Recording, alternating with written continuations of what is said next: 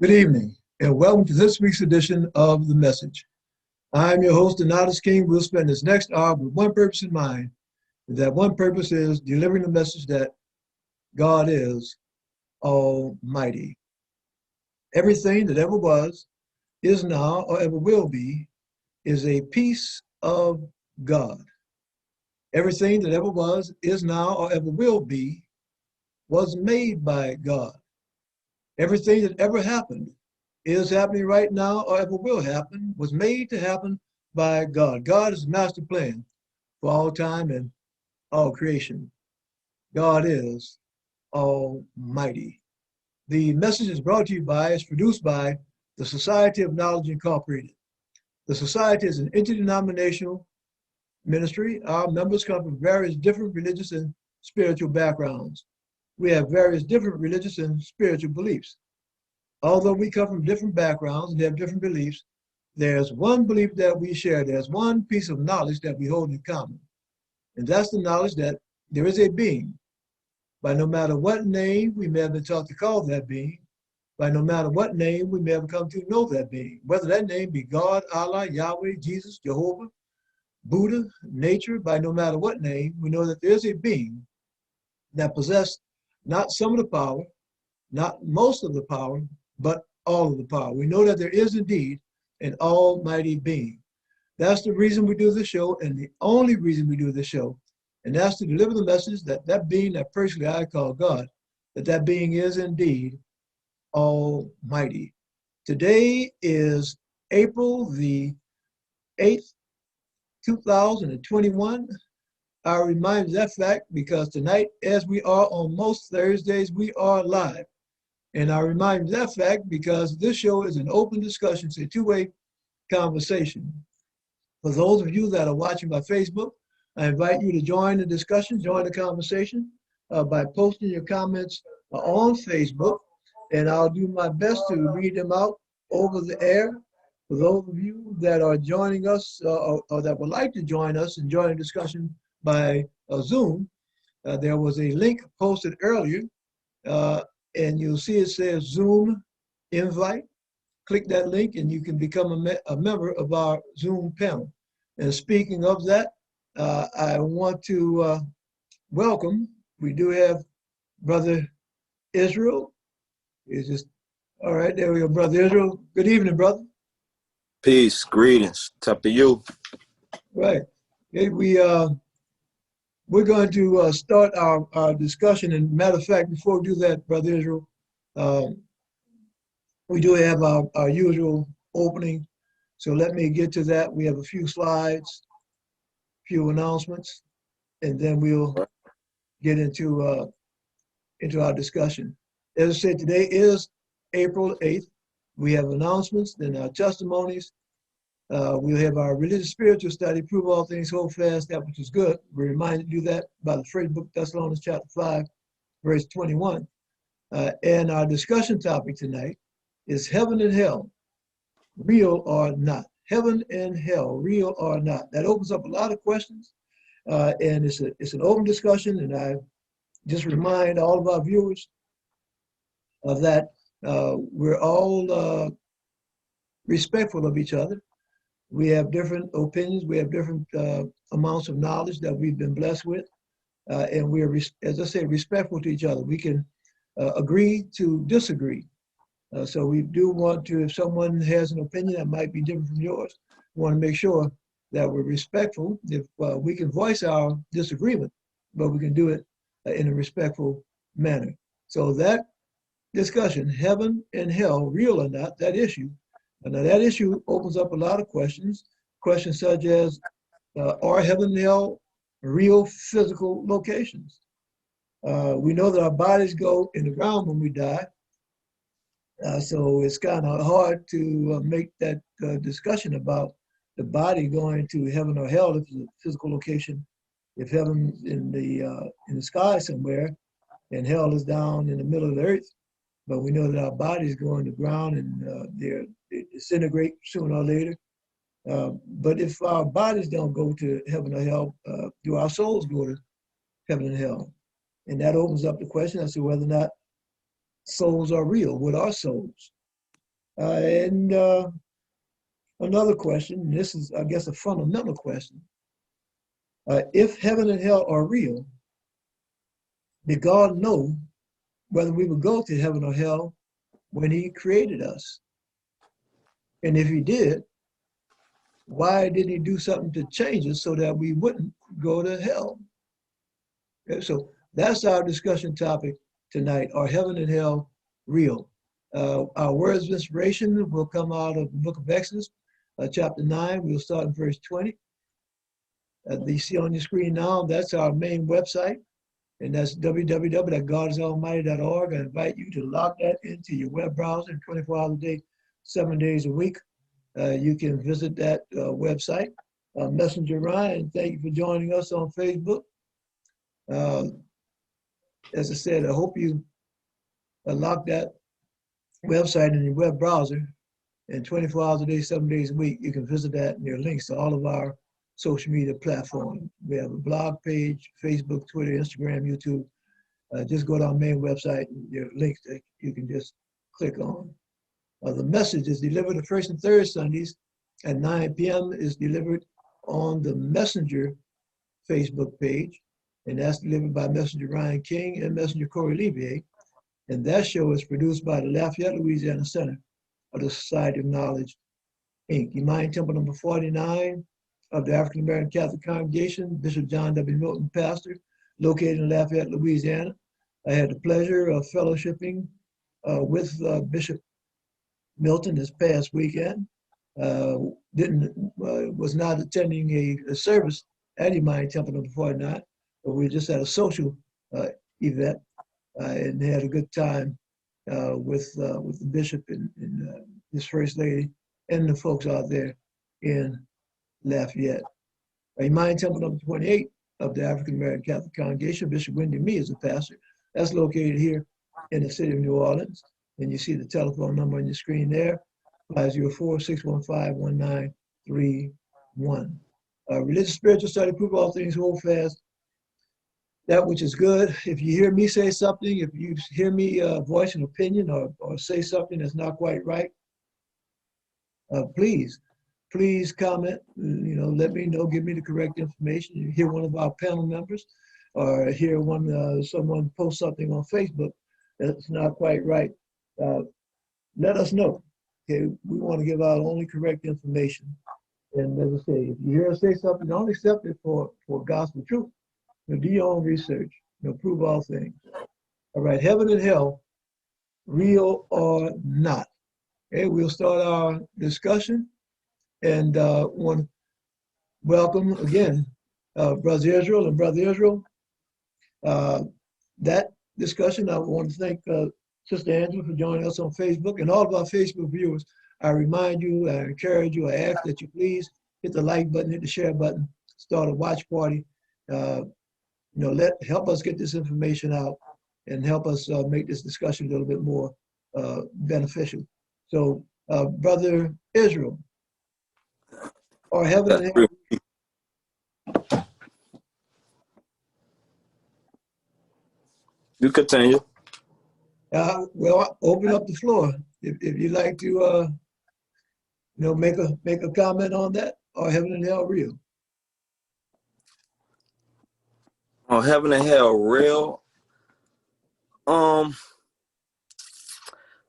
Conceptually, for me, from conceptual point of view, conceptually meaning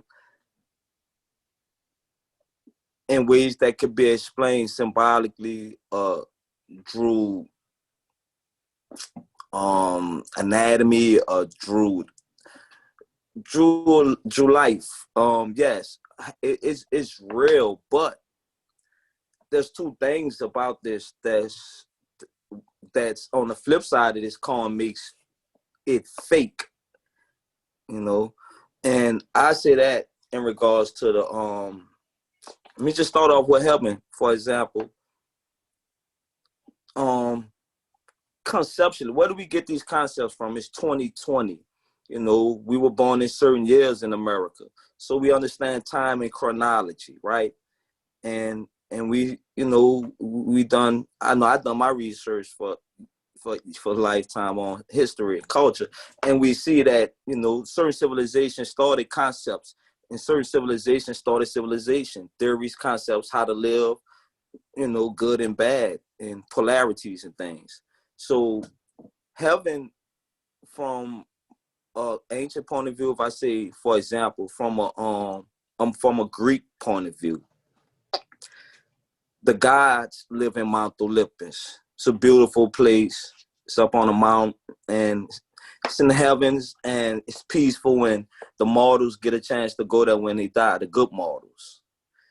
On the flip side of that, there was Hades, and Hades, the Lord's place in Hades was a place called Tartarus, and the bad souls, or the bad people, you know, who were bad or whatever, will go to Hades or go to Tartarus. And those type of ideas right there in Greeks thought filter over into Roman thought, was filter over into Christian thoughts. Now, prior to those Greek thoughts, hell and heaven meant something totally different from how the Greeks made things. Greek civilization took anthropomorphic ideas and turned them into human ideas and gave them human body and form. The hell and the heavens that the ancients prior to the Greeks talk about, it wasn't about humans going to these physical places. So that's why I say it's fake. If I look at hell and heaven from an ancient perspective, it's fake. If I look at heaven and hell from a modern perspective, I can explain how it's real. Feel me? So with me saying that, those prior to the Greeks, they looked at hell. For example, in Greeks, they had there's a goddess, right? Her name is Hel. There's a goddess, that's a Norse queen of the underworld, whose name became the English word for hell. The dead heroes who went to the house of hell were known as Hellenther, a hellsman. Sometimes there were ancestral ghosts known as Hellacuni, kinsmen of hell. Corrupting and medieval mystery played the Harlequin, lover of the concubine of dove maids, who were the maiden virgins of the goddess. Now, in the Celtic, the Lord of Death, wearer of the apex and the terror of divinity, bore the title of Hellman. All right. Now, these Druids and Norsemen teachings of hell precede the Christian concepts of hell. And hell was looked at as a female, as a woman. And as her name was Hell. Right now, in modern society, we still have women with the name Hell, like Helen, Helena, you know. So now let me get back on track. Well, brother, let me ask Now, you, from a if modern I can interrupt you a minute, brother. The book that you were reading from just now, just for our viewers, what book was that? It's the Encyclopedia of Myths. Book called Encyclopedia of Myths by Barbara G. Walker. Thank you, man. And now, this why I say hell, how I always been teaching on the shows how hell is fake for us in the modern times in the Christian sense. For most of us, we growed up with being from children, we growed up being with two fears. We taught to be scared of the boogeyman, some ghosts and stuff, especially here in New Orleans growing up. You know, from a child, you learn about boogeyman, ghosts and all that. And we talked about the devil and hell. That's the main two things that we indoctrinated it as children that I remember. And I don't do my children that, but I remember growing up with a lot of boogeyman, scary stuff, and hell, scary movies, right? Now, when I grew up, I learned that the boogeyman in the movies were fake, right? Mm-hmm. And it's the same thing with hell. When you understand the concept of hell, you'll understand that there's no place where your soul go burn. The concept that of burning souls comes out of the Egyptian book of Gates. When the Greeks, the Romans, and the Islamic people, all of them went to learning and study about the book of Gates, they saw different body parts and the journeys and the lakes of fire, and they used that concept of hell as mind control Christianity. But talking about hell in the modern sense, hell, like I said, come out of the book of Gates. If you look at it from a Hebrew point of view, how I could show that hell is about the body. In Hebrew, you had the word Sheol. In the Kabbalah, the word Sheol means husk, or husk, or shell, or shield. So you have the word shell, shield, and Sheol. In all three of these words, you get the word hell. Now, a shell, a shield, and Sheol, that symbolize in Hebrew the physical body. So from a Hebrew point of view, if I go deep into those teachings, hell was looked at as the physical body. And even in the Gnostics teachings, they explain that, we're placed in these watery vessels as punishment type of thing. The ancient Egyptians even explain how the body is imprisonment for the soul. So a lot of the ancient cultures looked at being in the physical body as what we call hell, not a place where you go burn and die and stuff. And like I say, well, hell being equated with fire, once again, anybody could go research it, go Google it, go buy some books, and you'll see the goddess. Go Google the goddess Hel. She's a volcanic fire goddess that predates Christianity. And you'll see where hell and the fire and the underworld and all this stuff come from. So for me, how I shall teach people, hell is not real in regards to your soul. Like when you sleep and you dream and you go burn in hell. I bet people been dreaming their whole life. Nobody ain't never even caught fire in their dream. Nobody ain't never caught fire in their dream. So that goes, I'm gonna stop right there. No, I just want to thank and welcome some of our Facebook viewers. I want to welcome my wife. Thank you for joining us on Facebook. Brother Martin, Sister LaRonda, Sister Tamiko, thank you for joining us on Facebook. And just to remind and encourage our Facebook viewers to hit the like button, hit the share button, and start a watch party. And not only that, but to join the discussion. Sister LaRonda, you have some kind of understanding or knowledge or opinion about whether heaven and hell are real? Post your comments on Facebook or join us on Zoom. You see a link that was posted earlier, a Zoom invitation. You can join us on Zoom. I said this is an open discussion. So all of our Facebook viewers, I thank you for joining us on Facebook, but also encourage you to post your comments and join the discussion and hit that watch party. So brother, one of the things that you were saying just now, Brother Israel, and you were speaking about this concept about hell being certain cultures may have taught that hell was this physical realm, this matter, this body that we live in. And if that is indeed the case, then I've done a little bit of studying on that, that if indeed this body that we live in is considered hell, then there's another plane, another level of existence being a heaven. And there's a phrase I hear people say that as above, so below. Brother, I don't know if you run across that, and I'm pretty sure that you have, and you just continue in that discussion along that vein. All right. Well, just to touch on heaven, in ancient Kemet, and I the whole planet for me is melanated black people. And I'll debate or prove that to anybody, any day. And every other humans came after us. All right. Now, with that being said, one in the Nile Valley, one of the words that what we call heaven, our ancestors called Aru, the Aru. And like I explained on the show last time, we have a street here in honor of the ancient name for heaven. It's called Elegian Fields. And in ancient Kemet, the field of reeds is the Aru. And modern Egyptologists and Christianity and all of these people try to equate that with heaven. And that's a glorious place to where somebody who live a ma'atic life, whose heart been balanced on the scale of ma'at, who lived a balanced life, who was not too good, who was not too bad, and this fake crazy stuff, but who lived a real life that from their heart, they had a chance to go to the Aru and live in the Elysian fields. And like I said, be with family, create worlds or whatever, just like we do in our dream. That's symbolic of the dua in the Aru and heaven, the dream realm.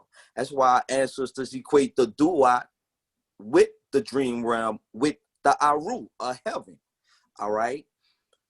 So also for those who live an unpious life or who try to tip the balance scales and became hypocritical, oh, I'm so good and I'm so bad, those are the ones who got sent back into what we call the resurrection, or those who get back reincarnated, be retrapped in their bodies again. You know, so yeah, there's a heaven that from a conceptual point of view, once again, that we have a chance to go to. And I know many people, I keep mentioning dreams because people tend to overlook their dreams. Dreams are much as our reality as eating, sleeping, and using a bathroom. That's as much as our reality is doing all of that, going to work. That's a part of our reality also. And your dreams, I know many people had many dreams to where they were just feeling good, wonderful, to where you could say you were in heaven. So that's why I say in regards to understanding that concept and how ancestors left that information for us, yeah, I say heaven is real in regards to that concept. See, Brother Ryan, Messenger Ryan, posted a comment on Facebook that heaven is being a part of the in crowd. Hell is being exiled from the in crowd.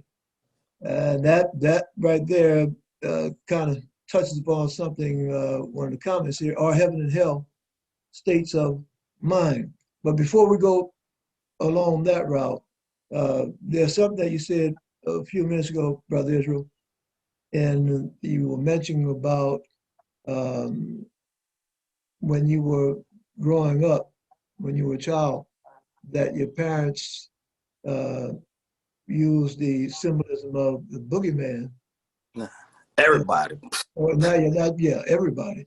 The boogeyman and the devil. Now, the interesting thing about that is when I read the Bible, and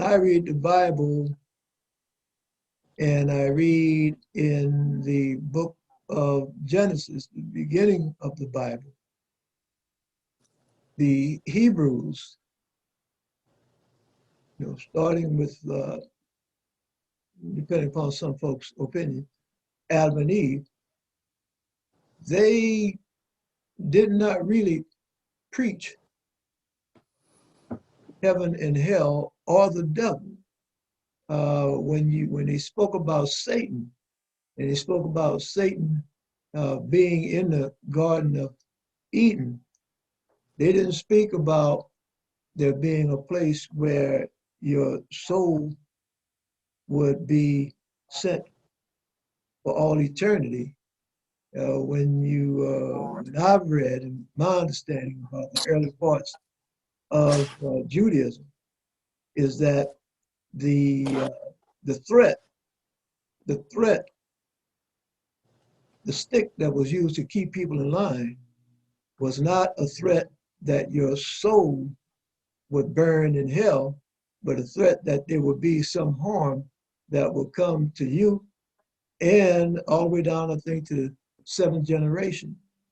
And then eventually it evolved this concept of, well, maybe nothing bad will happen to you.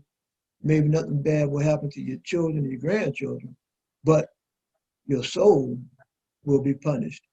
And that's just an evolution of this boogeyman concept, which eventually developed into what we now call the devil. Right, brother Israel, there was something you wanted to pick up on there. All right. Like you was talking about with the Adam and Eve thing, that they didn't mention no heaven or hell. They didn't mention heaven and hell because you gotta, for people will have to research and understand that those writings predate what you call Christianity, what you call Paulism or whatever, modern Christianity, because those writings come from the olden cultures of Babylonia, Sumeria, Acadia, Canaan, you know, Mohenjo-daro, the Nile Valley. And those cultures, once again, you prove my point. In those cultures, you didn't have no physical heaven and hell. How we're discussing this stuff. You just proved the point. With you saying Adam and Eve did not have a heaven and hell. The stories of Adam and Eve are ancient stories that were rewritten. And this book here tells you, there's a book called Gods and Men in Egypt from 3000 BC to 935. It tell you all the different things that happened in Alexandria, how the Greeks and the Jews came together, burned hundreds and thousands of books, and helped rewrote and help establish what's called the Pentateuch, what's called the Septuagint, what's called the Torah. They rewrote all this stuff. And how you said, how I see, for the mind control purpose, put the boogeyman in there. Gonna scare you. You gotta get scared. And I'm sorry, black preachers here in New Orleans and across America and Africa, Caribbean, wherever, they scaring people, telling people they're gonna go to hell and the devil and all this nonsense. That's crap. Yeah, I'm saying that's crap. The devil is crap. If you don't understand the real concepts of the devil, that's crap. That Satan is crap. I could break down to you, Satan is black. That's why devil is black. All this stuff symbolizes us, but how modern Christianity use it is mind control, is crap. It's bull crap, straight up. Y'all don't have no respect for their concept of hell. I don't teach my children that we going to hell. I don't share with nobody we going to hell. There ain't no hell. The hell is this physical shell. Hell is the body. Hell is the duration of things we go through. Hell was, like I explained, going through the book of coming forth by day. The letdowns, the setbacks, the backstabs, your own egotism, your own greed, your own anger. These are the monsters that are in hell. These are the monsters that are in hell. The physical body, in our mind, in our hearts. This is where hell is. And we can't be liberated from hell. That's the whole concept of the teachings of the Christ. I ain't gonna say Jesus, because I ain't gonna, deal with that. But the teachings of the Christ, the teachings of Krishna, the teachings of all the holy male deities. They teach on liberating up out of the hell, of the shell, of Sheol, of the skin. All right. So and one more thing, that's what I'm doing right here in this modern time in New Orleans. I'm not, I'm not teaching our people or nobody about no hell or anything like that. That's so old. That's yesteryear. We're in a new era. We're in a whole new paradigm, and we need new ways to think and move forward. And then part of it. All right, Brother Israel. Tracy, thank you for joining us on Facebook. And again, reminding all of our Facebook watchers, please hit the like button, the share button, start a watch party so we can help expand this discussion. And we're right about the midpoint of the show tonight. And this is, take things, in my opinion, another step deeper. For those that do believe that there's a heaven and a hell, and heaven being a place that either the body or the soul or the body and soul are rewarded to go to, depending upon whatever it is that the person has done during their life, and hell being a place of punishment. If indeed those places do exist, including if hell is the shell, this physical plane. Yeah. Including if this is hell, if there is a creator, and I'm putting that out there like that, if there is a creator, if there is an almighty being, and my position is that there is an almighty being, but if there is an almighty being, and we are destined at the end of our earthly lives to either be rewarded in heaven or punished in hell, if that is indeed true, then if God loves us, if God created us,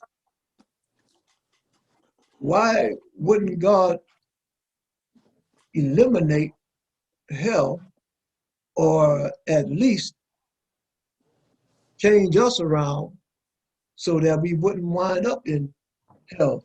Evangelist Norma, thank you for joining us on Facebook, and blessings to you also, Evangelist. Uh, in your studies, Brother Israel, have you run across that discussion as far as, if heaven and hell are real, and if there is a God, why did he create hell? Why doesn't he just change everybody around so that they don't wind up in hell? Because here's the thing. We living in America, we living under Europeans and living around Europeans, and I don't care. It's true. You know what I mean? We are not looking at these concepts correctly. We are actually being false with research the devil, research Satan, research hell. I just proved to people. You could go Google the word, the God is hell. And you see all the symbolism of fire and volcanoes and inner earth. Talk. That's all it is, symbolism. But the fear of when you see a person in the casket and you know they're not here no more, or they burning somewhere, all this, man, get out of here with that crap. Ain't nobody, I don't give they could have been a murderer here. It don't work like that. Hell is being here and being stuck here with no knowledge, with no gnosis, with no information, with no education. Then you're going to be stuck in hell. Once you start getting the knowledge, information, inspiration, and start moving towards your divinity and spirituality, now you're liberating yourself up out of this thing. That's why I say, the more people study, and no matter what type of spiritual teachings, and they get out of, if people break away from the religious mind thing, like, oh, if I help this man cross the street, I'm going to heaven.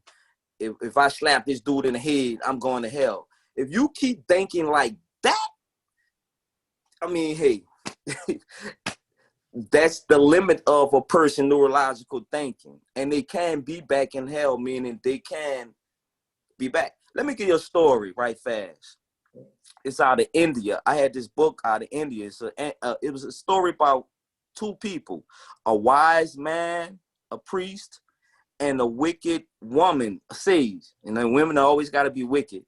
But the thing was, the priest in the village, he was pious. He walked around. He helped people. He was selfless service. He was giving to people, animals, everything good.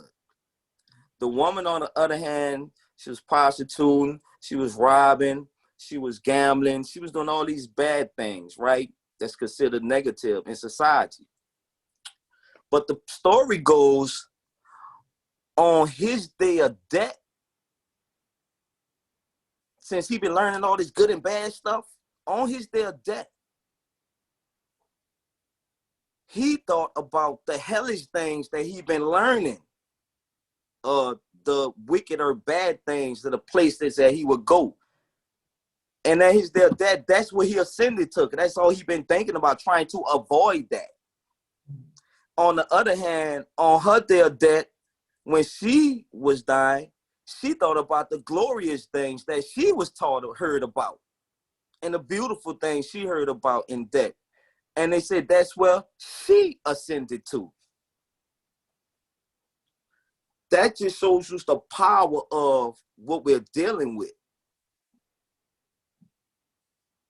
And that's an ancient black parable out of Indus Kush, you know? So that's something for people to think about. You know what I mean? You can live your life all good and all this stuff that you think you're doing good. And then you on your dying bed and all you thinking of how I'm going to avoid hell and all this devil stuff. Or you can live your life how you want. And at the end of your life on your dying bed, you can think about the glorious things and going to this glorious place. Check that out. So the last thoughts, the end thoughts. Messenger Ryan posts on Facebook, hell is a condition of desire to be other than where one is. Heaven is acceptance of the present.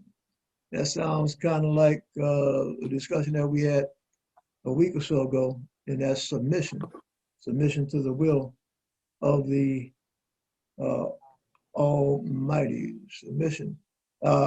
No, it is this concept about um, the good and evil and something that you said just now.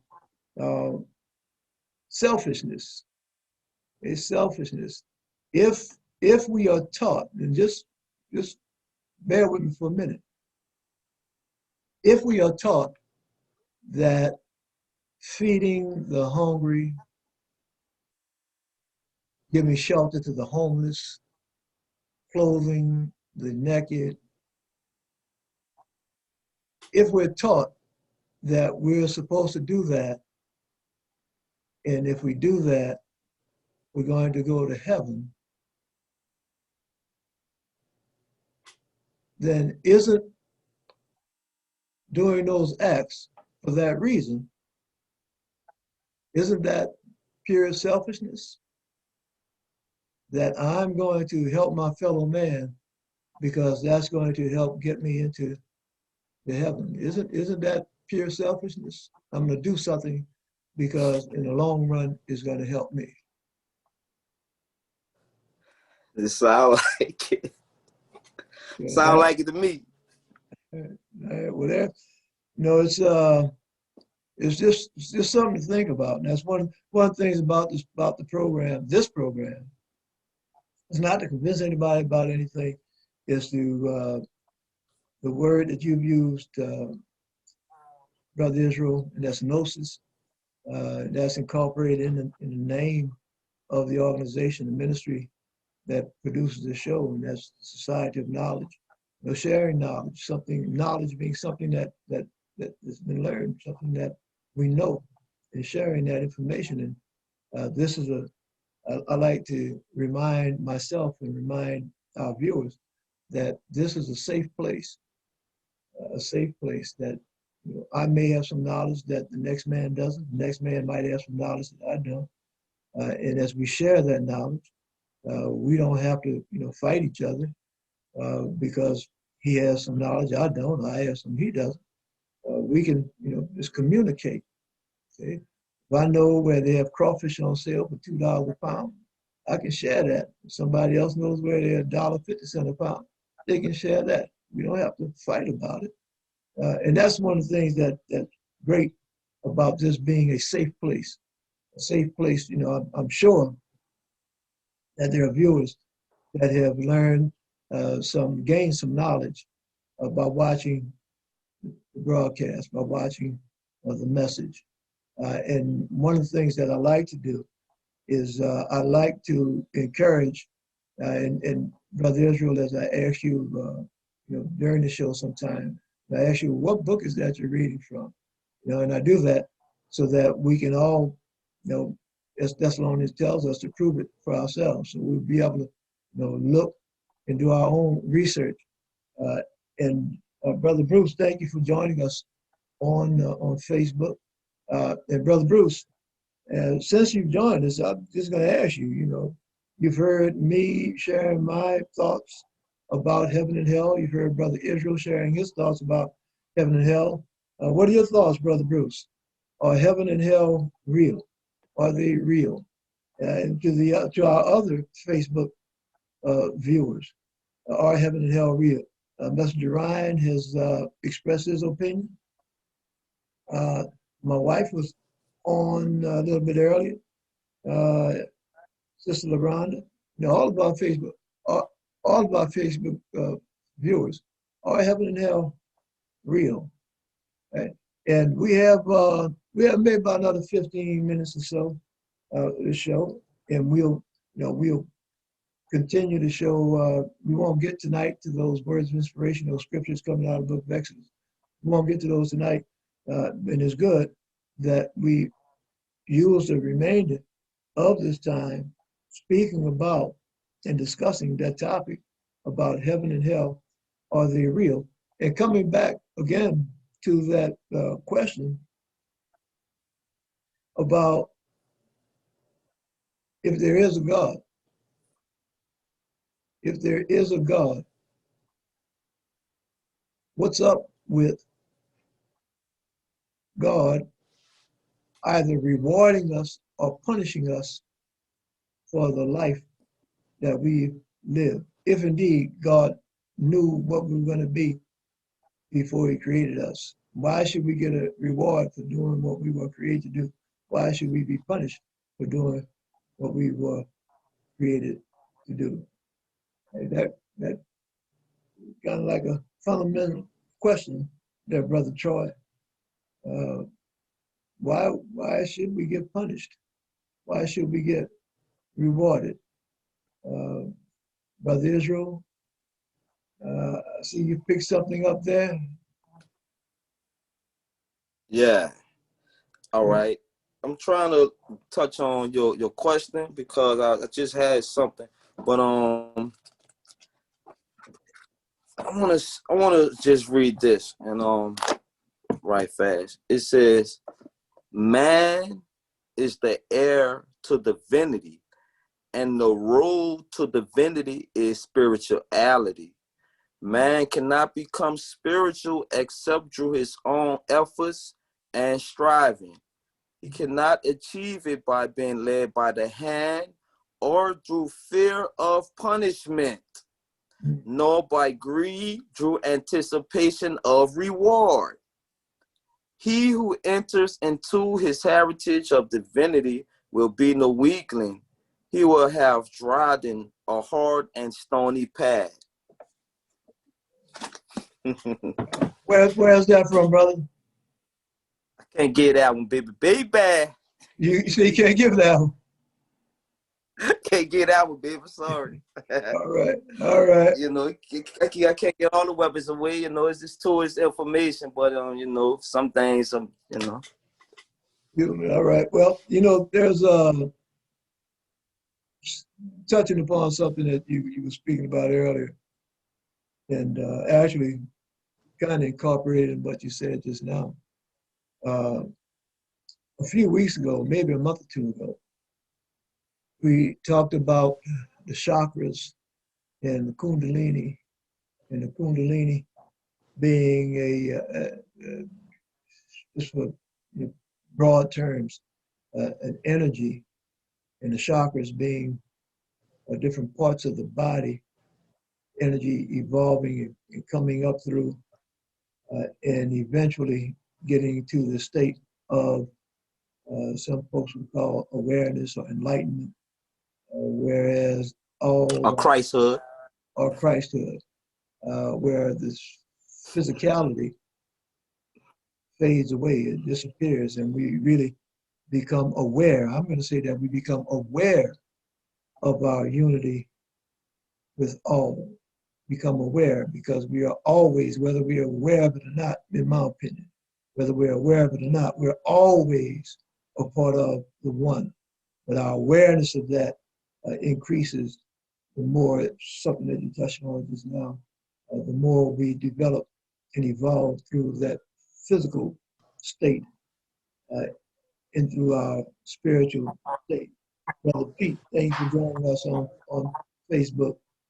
And just something that I always know. I haven't said it in a while, but this energy that abides in each and every last one of us. This energy, and I'm talking about just a biological, scientific. There's energy in each and every last human being. There's energy in everything atoms and molecules. That's all that is energy. This energy in us is not by happenstance, it's not by coincidence that we are sharing this moment in time together. It's not by coincidence that I'm here on this panel, that Brother Israel's on this panel, that our Facebook viewers are watching the show right now. It's not by coincidence. It's because that energy that we all share, that energy is coming together and say, this is where we're going to be, that you'll be at this particular time, this point in time, this particular second throughout eternity. This is where you're going to be, and this is what you're going to be doing. It's like magnets. Brother Israel, you spoke a little bit earlier about polarity, like magnets that we were drawn together, whether we understand it or not. We were drawn together, where we want to say it's polarity, magnets, we want to say it's God is Almighty's master plan.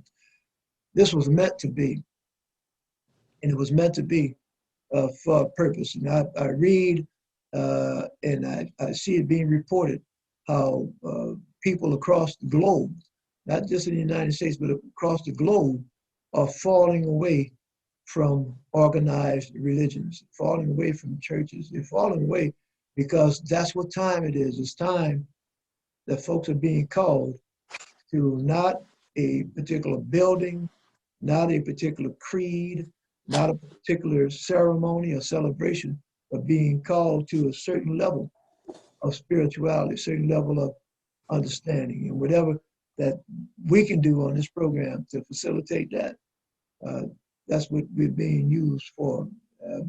Brother Israel, I saw that you were moving around. What you got there for us, brother?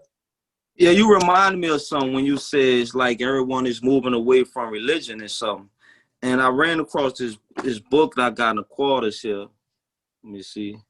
Well, you can't see it Yeah, that's anyway. showing up on It's called The Making of the New Spirituality: The Eclipse of the Western Religious Traditions.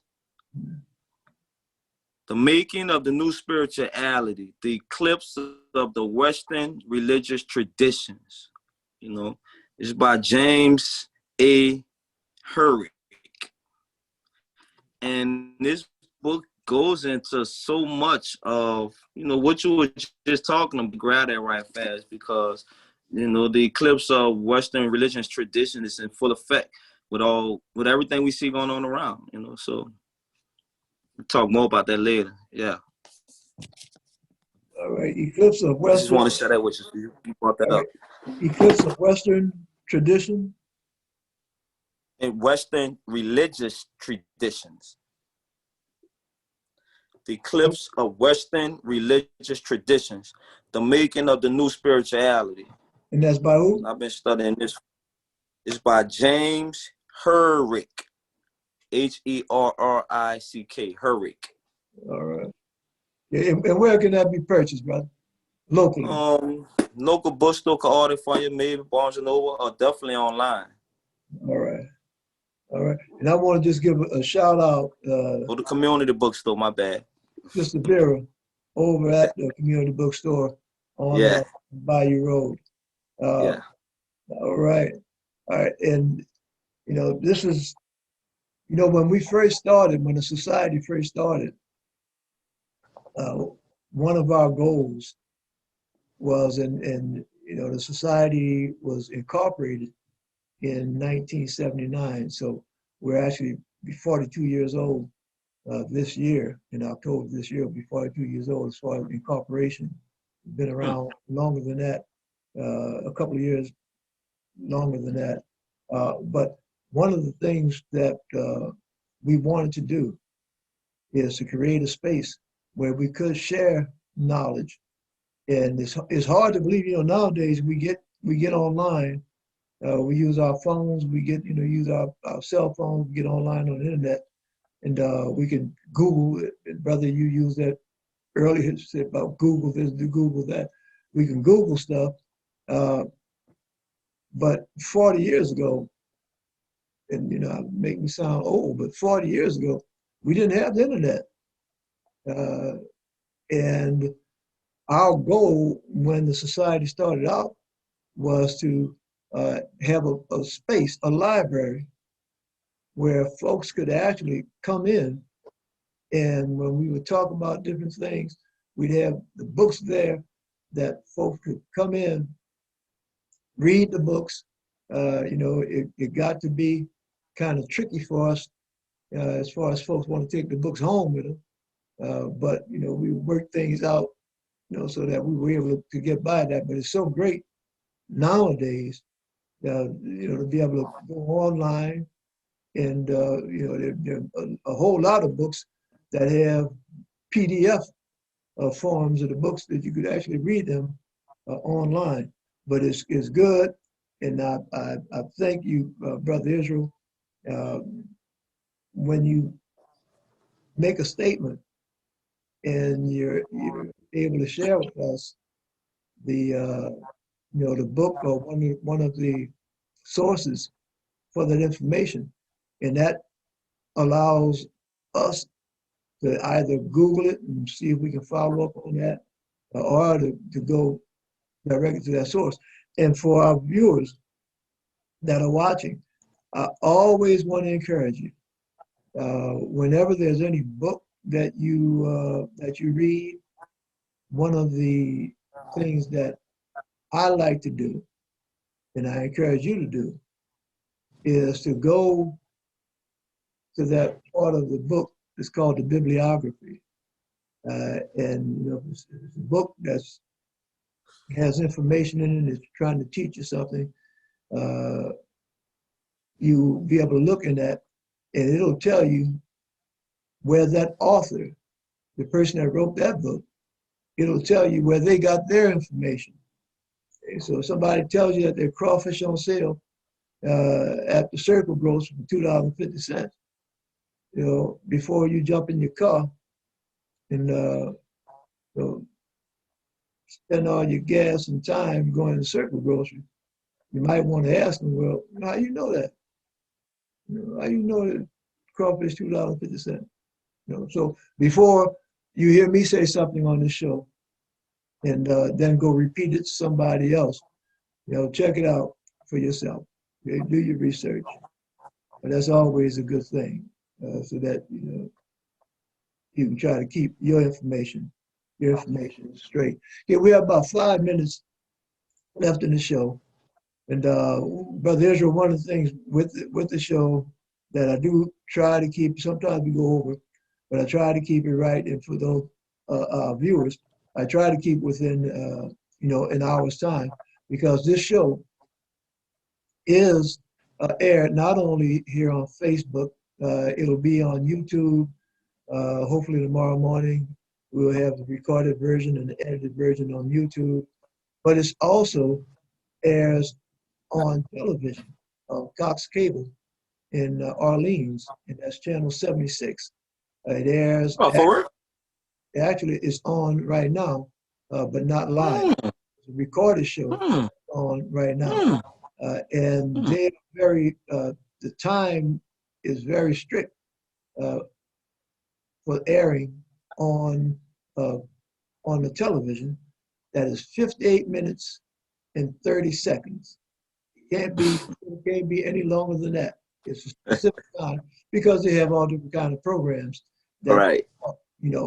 Right on the minute, on the second. Right. So when we go do this show, and this show runs, an hour and 10 minutes, or even for an hour, I have to edit this show.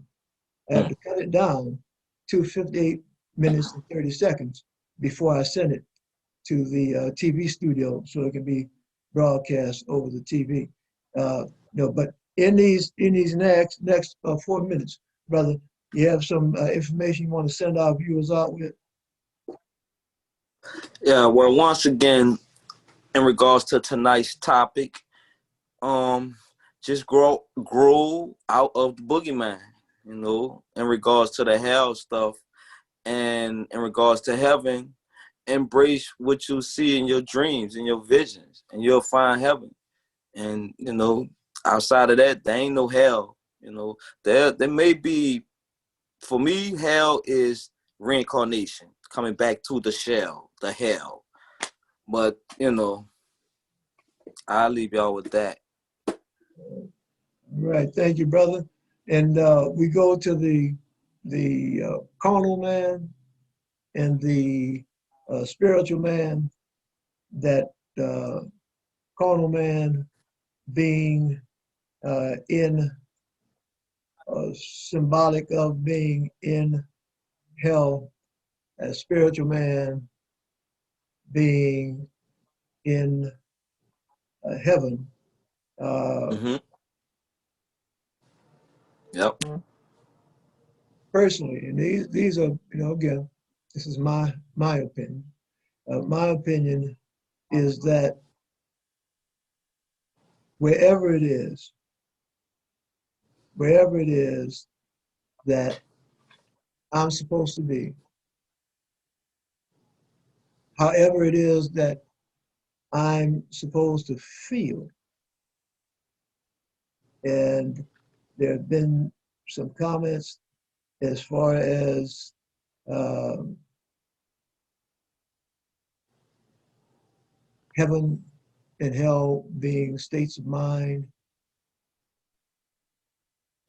and all of that, whether there is a heaven and hell, whether it's a physical location, whether it's a spiritual and as opposed to a physical, whether it's a feeling, whether it's a concept, all of that, I'll tell you where I am. And where I am is that I'm not worried about it. I'm not worried about it. And some folks might say that that in and of itself is heaven. Not worried about it. If I'm supposed to be in a physical location that's called heaven, I'm gonna be there. If I'm supposed to be in a physical location that's called hell, I'm gonna be there. If I'm supposed to be in a state of mind of unrest, and that's how I'm gonna be. If I'm supposed to be in a state of mind that's peace, then that's where I'm gonna be. And I have that understanding. I have that knowledge because I know that there is an almighty being. And understand me clearly when I say that there's an almighty being, not some almighty being that's external to me, that's detached from me. I am part of that being. Everything that ever was, is now, ever will be is a part of that being. That being has a master plan for all time and all creation. It is what it is, and it is what it is, and it's going to be what it's going to be. But in other words, God is almighty. And because I know that God is almighty, I know that in this upcoming week, no matter whatever it is that God has planned, it's my prayer that God Almighty blesses you and yours with peace. Until we meet again here next Thursday on the message, may God Almighty bless you and yours with peace. Peace, Brother Israel. Peace to all of our viewers.